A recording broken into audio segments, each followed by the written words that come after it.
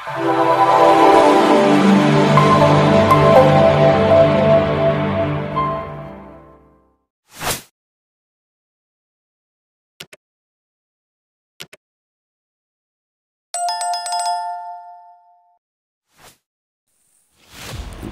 مجاہد، اس سے پہلے صاحبانہ آپ اس داستان کی 14 قسطیں سماعت فرما چکے ہیں۔ یہ قسط نمبر 15 کی طرف بڑھتے ہیں۔ سکندر کے دل و دماغ متضاد خیالات کی آماجگاہ بنے ہوئے تھے۔ اسے صبح ہی بتا دیا گیا تھا کہ آج اس کی ملاقات اس کی ماں سے کرا دی جائے گی۔ دوپہر 3 بجے راہ کے 2 سینئر افسران کمرے میں داخل ہوئے۔ چلو مسٹر سکندر، مگر ایک شرط ہے، ہم یہاں سے تمہیں آنکھوں پر پٹی باندھ کر لے جائیں گے تاکہ تمہیں علم نہ ہو سکے کہ تمہاری ماں کو کہاں رکھا گیا۔ ماں سے ملاقات کے لیے تو سکندر جہنم کے سفر پر بھی جانے کو تیار تھا، اس لیے اس نے فوراً اس شرط پر آمادگی ظاہر کر دی۔ ایک جونیئر افسر نے کار میں بیٹھنے کے بعد اس کی آنکھوں پر پٹی باندھ دی۔ 2 افراد اس کے دائیں بائیں بیٹھ گئے۔ گاڑی تیز رفتاری سے چلتی ہوئی گیٹ سے باہر نکل گئی۔ اگلی سیٹ پر موجود ادھیڑ عمر نے وارننگ دینے کے انداز میں سکندر کو تنبیہ کی۔ دیکھو مسٹر، آنکھوں سے پٹی ہٹانے کی حماقت نہ کرنا ورنہ نتائج کے خود ذمہ دار ہوگے، اور اس کے نتائج تم دونوں ماں بیٹے کو بھگتنا پڑیں گے۔ سکندر نے کوئی جواب نہیں دیا تھا، محض غصے سے ایک کروٹ بدل کر رہ گیا تھا۔ اس نے حتی الامکان کوشش کی تھی کہ گاڑی جن راستوں پر جا رہی ہے انہیں تصور کی آنکھوں سے ذہن میں محفوظ کرے، مگر دہلی جیسے بڑے شہر میں بھلا یہ کیسے ممکن تھا؟ گاڑی بار بار مختلف سڑکوں پر مڑ رہی تھی، اس لیے تھوڑی دیر بعد سکندر نے یہ کوشش ترک کر دی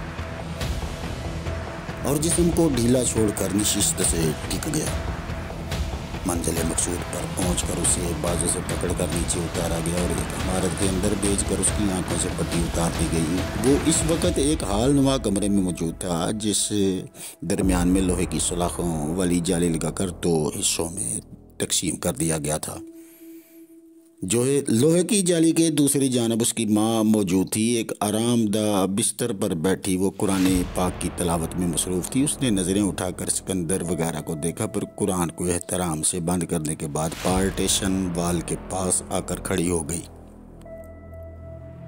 سکندر کے ساتھ اس وقت مرلی منوہر موجود تھا، باقی لوگ اس کا اشارہ پا کر باہر چلے گئے تھے۔ وہ بوڑھی خاتون جن زخمی نگاہوں سے سکندر کو دیکھ رہی تھی، اس میں نہ جانے کیا بات تھی کہ سکندر کا پورا جسم ندامت کی وجہ سے بری طرح لرز رہا تھا۔ کتنی دیر دونوں ماں بیٹا ایک دوسرے کو خاموش نگاہوں سے دیکھتے رہے، پھر خاموشی زبان بن گئی۔ لگتا تھا دونوں نے اپنا مدعا بیان کر دیا ہو۔ آخر ماں ہی بولی، کہو سکندر، تمہاری طبیعت تو ٹھیک ہے؟ سکندر کو سمجھ نہیں آ رہا تھا کہ وہ ماں کے اس سوال کا کیا جواب دے۔ ماں، تم فکر نہ کرو، میری وجہ سے تمہیں یہ دن دیکھنا پڑے جس کا مجھے افسوس ہے۔ بوڑھی ماں کی آواز میں عجیب سی متانت تھی۔ بیٹا، مجھے اپنی تکلیف کی کوئی خاص پرواہ نہیں، البتہ دکھ اس بات کا ہے کہ تمہاری تربیت میں جانے مجھ سے کہاں کوتاہی ہو گئی جو تم اس راستے پر چل نکلے۔ جہاں تک مجھے یاد پڑتا ہے، تمہاری تعلیم اور پرورش پر میں نے اور تمہارے مرحوم باپ نے خالصتاً حلال کی کمائی صرف کی تھی، مگر پھر بھی نہ جانے کیوں تم ان راستوں پر چل نکلے جہاں تمہیں اپنا بیٹا کہتے ہوئے آج مجھے شرم محسوس ہو رہی ہے۔ سکندر سر تپا ندامت کی تصویر بنا ہوا تھا، لرزتی آواز میں بولا، ماں پریشان مت ہو، میں تمہیں چھڑانے کے لیے بڑی سے بڑی قربانی دوں گا۔ تمہاری رہائی کی جو بھی قیمت ادا کرنا پڑی میں وہ قیمت ادا کروں گا۔ اس کی بات درمیان سے کاٹتے ہوئے ضعیف عورت اپنی آنکھوں میں آنسو چھپاتے ہوئے گرج کر بولی، بکواس بند کرو سکندر، ابھی تم اتنے بڑے سوداگر نہیں ہوئے کہ ماں کی قیمت لگا سکو۔ تم نے چند گھٹیا آسائشوں کی خاطر مادر وطن سے غداری کر کے میری بھی توہین کی ہے، جس کے لیے میں تمہیں معاف نہیں کروں گی۔ یہ کہہ کر اس نے منہ دوسری جانب پھیر لیا اور بوجھل قدموں سے چلتی ہوئی بستر پر لیٹ کر ہچکیاں لے کر رونے لگی۔ سکندر کو اپنی ماں کی طرف سے اس رد عمل کی ہرگز توقع نہ تھی۔ وہ سوچ بھی نہیں سکتا تھا کہ واجبی سی تعلیم رکھنے والی اس ضعیف عورت کے احساسات اپنے وطن کے بارے میں اتنے شدید ہو سکتے ہیں، اس وطن کے بارے میں جہاں عمر بھر 2 وقت کی روٹی بھی پیٹ بھر کر میسر نہ ہو۔ उस धरती से इतना गहरा ताल्लुक उसके लिए अचंभे की बात थी। अपनी ज़ात पर लानत बेचते हुए वो बोझल कदमों से बाहर की जाना मुड़ा। वापस पहुंचने के बाद मुरली मनोहर ने पहला सवाल इसी बाबत किया था। मिस्टर सिकंदर, हमें इल्म है कि तुम्हारी माँ के साथ क्या गुफ्तगू हुई है। अब बताओ कि माँ और अपनी ज़िंदगी बचाने के लिए हमारा दिया हुआ मिशन पूरा करने के लिए तैयार हो, या अपनी इस बूढ़ी औरत की पंदो नसीहत से मुतासर होकर अपना इरादा बदल बैठे हो। सिकंदर संजीदा लहजे में बोला। मिस्टर मनोहर, अपनी माँ को तुम लोगों के चुंगल से छुड़ाने के लिए मैं हर काम करने को तैयार हूँ। मुरली मनोहर कदर मुतमईन होकर उसे मतलूबा मिशन की जुज़ियात से आगाह करने लगा। इस मामले में उसकी मुआवनत 2 और सीनियर अफसरान ने की थी। उसे बताया गया कि लाहौर के फलां बैंक में उसके अकाउंट में 15 लाख रुपए जमा करा दिए गए हैं, जिन्हें वो अपनी सवाबदीद पर खर्च कर सकता है। ज़रूरत पड़ने पर उसे मज़ीद रकम की फराहमी का यकीन भी दिला दिया गया। अपनी बात ख़त्म करते हुए मुरली मनोहर सर्द लहजे में बोला, तुम्हारी और तुम्हारी माँ की ज़िंदगी का दारोमदार इस मिशन की तकमील से वाबस्ता है। अगर इस सिलसिले में तुमने किसी होशियारी का मुजाहरा किया तो रात दुनिया के किसी भी कोने में अपने शिकार को उसके अंजाम तक पहुँचाने की सलाहियत रखती है। आज 10 नवंबर है। कल रात तुम्हें खोखरा पार के रास्ते पाकिस्तान में लॉन्च कर दिया जाएगा। 11 और 12 नवंबर 1986 की दरमियानी रात सिकंदर बाढ़ू ज़िला में वाक़े मुनाबाऊ के इलाके से बैनुल-अक़वामी सरहद अबूर करके पाकिस्तान में दाखिल हो रहा था। चौहन ज़िला बाढ़ू का रहायशी एक भारतीय मुसलमान उस्मान उसके गाइड के फ़राइज़ सर अंजाम दे रहा था।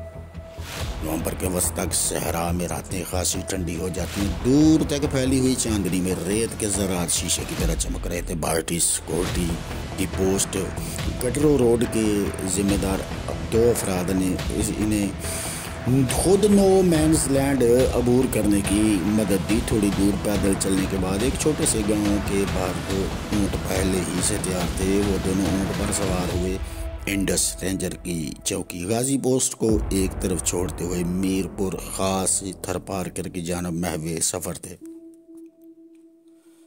मीरपुर खास पहुंचने के बाद गाइड उस्मान उसे एक छोटे से मकान में ले गया, जहां एक मुकामी हिंदू ने इन दोनों की खूब आओ भगत की रात का आखिरी हिस्सा उन दोनों ने उसी मकान में गुजारा। अलाल सुबह हैदराबाद जाने वाली ट्रेन में सवार होने के बाद दोपहर 1:30-2 बजे हैदराबाद पहुंचे, जहां उस्मान ने खैबर मेल में उसकी सीट बुक कराई। फिर चंद हज़ार रुपये उसे थमाते हुए बोला, जनाब मेरा काम ख़त्म हो गया, मुझे इजाज़त दें। अब आप जाने और आपका काम यहाँ तक बाहिफाजत पहुँचाने की अलामत के तौर पर आप मुझे वो चीज़ दे दें जिसके बारे में आपको पहले बताया जा चुका होगा, ताकि मैं वापस जाकर अफसराने वालों को अपनी ड्यूटी कामयाबी से बजा लाने की बाबत आगाह कर सकूँगा। सिकंदर ने मुरली मनोहर की हदायत के मुताबिक अपनी जेब से नीले रंग का कलम निकाल कर उसे दे दिया, जिसमें सुर्ख रोशनाई भरी हुई थी। थोड़ी देर बाद कराची से आने वाली खैबर मेल तेज़ हारन बजाती हुई प्लेटफार्म में दाखिल हुई। उस्मान ने उसका ब्रीफ केस उसे थमाते हुए कहा, डब्बे में सवार होने में उसकी मदद की और गाड़ी के रवाना होने तक प्लेटफार्म पर मौजूद रहा। चंद लम्हों बाद रेलवे गार्ड ने हरी झंडी दिखाई तो गाड़ी आहिस्ता रफी से रेंगने लगी। जैसे ही गाड़ी ने रफ्तार पकड़ी, सिकंदर ने आने वाले खतरात को ज़हन से झटक दिया और खिड़की के शीशे से बाहर देखने लगा। गाड़ी अपनी लगी बंदी रफ्तार से लाहौर की जानब गामजन थी। रास्ते में आने वाले छोटे बड़े स्टेशनों से गुजरती हुई खैबर में अगली शाम लाहौर के नवाह में दाखिल हुई। खाश के बावजूद तमाम रास्ते सिकंदर को नींद न आई। वो खिड़की से बाहर देखता रहा। वतन अजीज़ के मुख्तलिफ शहरों और गाँव के मनाजर ने आज उसे जिस तरह असरअंदाज किया था ज़िंदगी में, इससे पहले इन हरे भरे खेतों और चटियल मैदानों में उसने कभी इतनी दिलकशी महसूस नहीं की थी। उसे लग रहा था जैसे वो जन्नत अर्ज़ी में महवे सफ़र। बाजार उसकी निगाहें बाहर के मनाजर पर जमी हुई थी, मगर उसके जहन में अजीब सी कशमकश जारी थी। उसका ये अज़म लम्हा बलम्हा पुख्ता होता जा रहा था कि वो अपना सब कुछ दाव पर लगा देगा, मगर इस धरती पर कोई आंच नहीं आने देगा। रेलवे स्टेशन पर उतरने के बाद वो टैक्सी में बैठकर अपनी रिहाइशगाह पहुंचा। गेट पर मौजूद बड़ा सा ताला देकर उसका ध्यान दोबारा अपनी माँ की तरफ चला गया। वो बुजुर्ग औरत महज उसकी हमाकतों की वजह से इस वक्त दुश्मन की कैद में थी। اور اب اسے اپنی والدہ کے ساتھ ساتھ مادر وطن کا بھی دفاع کرنا تھا۔ اگلے روز وہ متعلقہ بینک پہنچا اور اکاؤنٹ چیک کیا۔ اسے یہ جان کر قطعی حیرانی نہیں ہوئی تھی کہ اس کے اکاؤنٹ میں 10 لاکھ روپیہ جمع کرایا جا چکا تھا۔ اس نے یہ رقم وہاں سے نکلوائی اور ایک دوسرے بینک میں جمع کروا دی۔ پہلے اس نے سوچا کہ پاکستان کے دفاعی سلامتی کے اداروں کو تمام صورتحال سے آگاہ کر دینا چاہیے، مگر خاصی سوچ بچار کے بعد وہ اس نتیجے پر پہنچا کہ فی الحال اس کا کوئی فائدہ نہیں۔ اسے فوراً گرفتار کر لیا جائے گا اور پوچھ گچھ کا لامتناہی سلسلہ شروع ہو جائے گا، جس سے وہ نہ تو اپنی ماں کے لیے کچھ کر سکے گا اور نہ ہی ملک و قوم کو اس کی گرفتاری سے کوئی فائدہ ہوگا۔ لہٰذا اس نے یہ ارادہ ترک کر دیا۔ اس نے یہی فیصلہ کیا کہ منشی خان کے بتائے ہوئے راستے پر عمل کرے اور خود کو فی الحال حالات کے رحم و کرم پر چھوڑ دے۔ اسے یقین تھا کہ راہ کے مقامی ایجنٹ اس کی سرگرمیوں سے غافل نہیں ہوں گے اور جلد یا بدیر اس سے رابطہ کریں گے۔ اسے اس سلسلے میں زیادہ انتظار نہیں کرنا پڑا۔ وہ شام کو جب گھر میں داخل ہوا تو ڈرائنگ روم میں اس خاتون کو پہلے سے ہی براجمان پایا جس نے گزشتہ سال پہلی ملاقات ماڈل ٹاؤن کی ایک کوٹھی میں اس سے کی تھی، جس نے اسے دہلی مزید ٹریننگ کے لیے بھجوایا تھا۔ اسے دیکھ کر چند لمحوں کے لیے وہ مبہوت سا کھڑا رہ گیا۔ ہیلو اسکندر، کیا بات ہے؟ مجھے یوں حیرانی سے کیوں دیکھ رہے ہو؟ کیا میرا یہاں آنا تمہیں ناگوار گزرا ہے؟ اسکندر سنبھل کر مسکراتے ہوئے بولا، نہیں میڈم، ناگواری کی تو کوئی بات نہیں، البتہ تھوڑی سی حیرانی ضرور ہوئی ہے۔ آپ سے ملنے کی تو بڑی شدید خواہش تھی مجھے۔ کہیے کیسے قدم رنجا فرمایا آپ نے؟ اس کی بات سن کر سانولے رنگ کی اس ادھیڑ عمر عورت کے چہرے پر تیکھی سی مسکراہٹ پھیل گئی تھی۔ وہ گہری نظروں سے اسکندر کے چہرے کا جائزہ لیتی ہوئی بولی، خیر چھوڑو رسمی باتوں کو، مجھے یہ بتاؤ کہ اپنی اسائنمنٹ کے بارے میں کیا کر رہے ہو؟ اسکندر بے تکلفی کا مظاہرہ کرتے ہوئے بولا، یہ باتیں تو ہوتی رہیں گی، پہلے آپ یہ بتائیں کیا پینا پسند کرے گی؟ میڈم قدرے سخت لہجے میں بولی، ان تکلفات کو گولی مارو اور کام کی بات پر آؤ۔ اسکندر اس کے سامنے کسی کمزوری کا مظاہرہ نہیں کرنا چاہتا تھا۔ ہلکا سا کہا لگاتے ہوئے بولا، میڈم آپ کچھ زیادہ بے صبری کا مظاہرہ نہیں کر رہی؟ ابھی مجھے آئے ہوئے دن ہی کتنے ہوئے ہیں، مجھے پہلے خاصا ہوم ورک کرنا ہوگا، ورنہ یہ کام اتنا آسان ہوتا تو شاید آپ لوگوں کو میری خدمات حاصل کرنے کی ضرورت ہی پیش نہ آتی، مگر آپ بہت جلد نتائج چاہتی ہیں تو اپنے سارے آدمی میرے کنٹرول میں دے دیں، میں ان کے ذریعے یہ مشن چند دنوں میں نپٹا دوں گا۔ میڈم اس کی بات تحمل سے سن رہی تھی۔ اس کے خاموش ہونے کے بعد طنزی انداز اختیار کرتے ہوئے بولی، سکندر تمہارا کیا خیال ہے؟ ہم بیوقوف ہیں جو اپنے ہاتھ کاٹ کر تمہارے حوالے کر دیں گے؟ مسٹر، ہماری نظر میں تو ابھی تک تمہاری وفاداری ہی مشکوک ہے۔ ہم یہ رسک کیسے لے سکتے ہیں کہ اپنے سارے بندے تمہارے علم میں لے آئیں تاکہ تم صرف ایک فون کال کے ذریعے ان سب کو پکڑوا دو؟ پہلے تو تمہیں اپنی وفاداری ثابت کرنی ہوگی۔ اسکندر اس کی صاف گوئی کی تعریف کرتے ہوئے بولا، مجھے خوشی ہے کہ تم نے کسی منافقت کا مظاہرہ نہیں کیا۔ میں بھی صاف بات کروں گا، میں اس وقت دلی طور پر تم لوگوں کے خلاف ہوں، مگر اپنی ماں کی خاطر تمہارا ہر حکم ماننے پر مجبور ہوگی، کیونکہ اسے چھڑانے کی خاطر تو میں ایک پاکستان تو کیا پوری دنیا کو تباہی اور بربادی کی جہنم میں جھونک سکتا ہوں۔ لہٰذا میں تم لوگوں کا سونپا ہوا مشن اپنی تمام تر صلاحیتوں کو بروئے کار لاتے ہوئے پورا کروں گا، مگر مجھے یہ جواب طلبی وغیرہ کا انداز قطعاً پسند نہیں۔ تم لوگوں کو مجھے چند ماہ دینے ہوں گے تاکہ میں بہتر ڈھنگ سے یہ مکروہ فریضہ سر انجام دے سکوں۔ وہ عورت سرد لہجے میں بولی، ٹھیک ہے، تمہیں کچھ وقت ضرور ملے گا، ہم توقع رکھیں گے کہ تم اپنے فرائض نیک نیتی سے ادا کرو گے۔ اس دوران اگر ہم نے محسوس کیا کہ تم واقعی دل جمعی سے کام کر رہے ہو تو ہر لحاظ سے تمہاری معاونت و مدد بھی کی جائے گی، مگر ایک بات کا دھیان رکھنا، ہم لوگ اپنی آنکھیں اور کان ہمیشہ کھلے رکھتے ہیں اور اپنی طرف پڑنے والے کسی بھی خطرے کو پہلے سے بھانپ کر اس کا سد باب کرنے کی طاقت رکھتے ہیں۔ یہ دھمکی دیتے ہوئے کھڑی ہو گئی۔ سکندر سے باہر تک چھوڑنے میں گیا۔ اگلے چند روز سکندر لاہور کے گرد و نواح کی مساجد میں بلا ناغہ جاتا رہا اور مختلف مذہبی قوتوں کے سرکردہ علماء سے تعلقات بڑھانے لگا۔ مختلف حوالوں سے اس نے کئی مدرسوں اور مساجد کے اکابرین سے تعلقات استوار کر لیے تھے۔ اس سلسلے میں سب سے کارگر حربہ مسجد یا مدرسے کو چندہ فراہم کرنا تھا۔ وہ ہر جگہ اپنے آپ کو متعلقہ فرقوں اور علماء کا شیدائی ظاہر کرتا۔ وہ یہ سب کچھ اس لیے کر رہا تھا کہ جانتا تھا کہ راہ کے حکام اس کی تمام تر سرگرمیاں مانیٹر کر رہے ہوں گے۔ اس شبہ کی تصدیق بھی جلدی ہو گئی۔ ایک شام 7 بجے ٹیلی فون پر گورنمنٹ ٹرانسپورٹ سروس کے لاری اڈے پر پہنچنے کا پیغام ملا، جہاں اسے پشاور جانے والی بسوں کے ٹکٹ گھر کے سامنے پہنچنے کو کہا گیا۔ وہاں پہنچ کر وہ مقررہ جگہ پر کھڑا ہو گیا۔ تھوڑی دیر بعد ایک ادھیڑ عمر بھکاری نے اس کے قریب آ کر صدا لائی، بیٹا، ماں کے قدموں تلے جنت ہوتی ہے، خصوصاً جب تمہارے باپ کا سایہ بھی اٹھ چکا ہو۔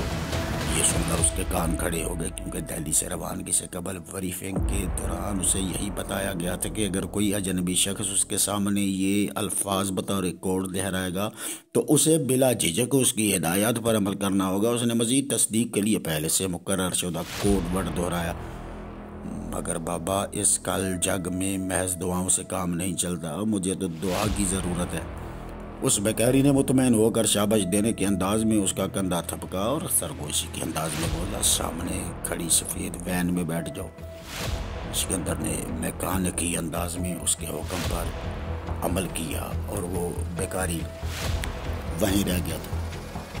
اس کے بیٹھتے ہی ڈرائیور نے گاڑی آگے بڑھا دی اور کچھ دیر بعد وہ مینار پاکستان کے قریب جا کر رک گیا، جہاں پہلے سے موجود میڈم وین کا دروازہ کھول کر سکندر کے برابر بیٹھ گئی اور گاڑی آہستہ روی سے چل پڑی۔ وہ لوگ گاڑی میں بیٹھے نسبتاً آہستہ رفتار سے لاہور کے کئی تفریحی مقامات کا چکر کاٹتے رہے، اور اس دوران میڈم اور سکندر گفتگو میں مصروف رہے۔ سکندر ذہنی طور پر اس گفتگو کے لیے پہلے سے ہی تیار تھا۔